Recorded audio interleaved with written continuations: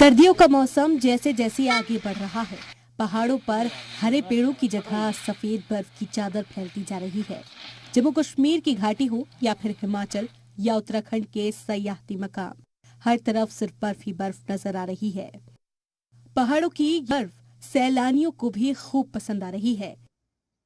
जम्मू का पटनी टॉप हो या फिर कश्मीर का सोनमार्ग, सैलानियों की गिनती में कमी नहीं दिख रही। लोग बड़ी तादाद में इस नजारे का लुत्फ उठाने पहाड़ों की जाने पहुंच रहे हैं।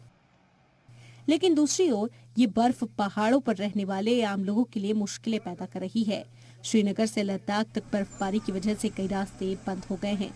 मकामी लोगों के लिए सर्दियों को झेल पाना मुश्किल होता जा रहा है। इंतजामिया ने जम्मू कश्मीर और लद्दाख के अलग अलग जिलों में लैंडस्लाइड को लेकर खबरदार किया है और लोगों से ऊंची जगहों पर जाने से बचने की अपील की है। बांदीपोरा, बारामूला, डोडा, गांदरबल, कुपवाड़ा, रामबन और कारगिल जिले में अलर्ट जारी कर दिया गया है। उत्तराखंड में भी बर्फबारी के बाद औली का नजारा बिल्कुल बदल गया। रियासत में अचानक मौसम बदलने से लोगों को परेशानियां होने लगी। वहीं हिमाचल के मनाली में नए साल के मौके पर सयाहों की आमद से ट्रैफिक के हालात बिगड़ने लगे हैं।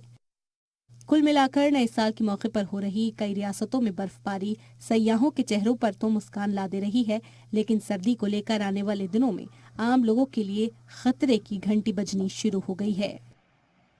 ब्यूरो रिपोर्ट, जी मीडिया।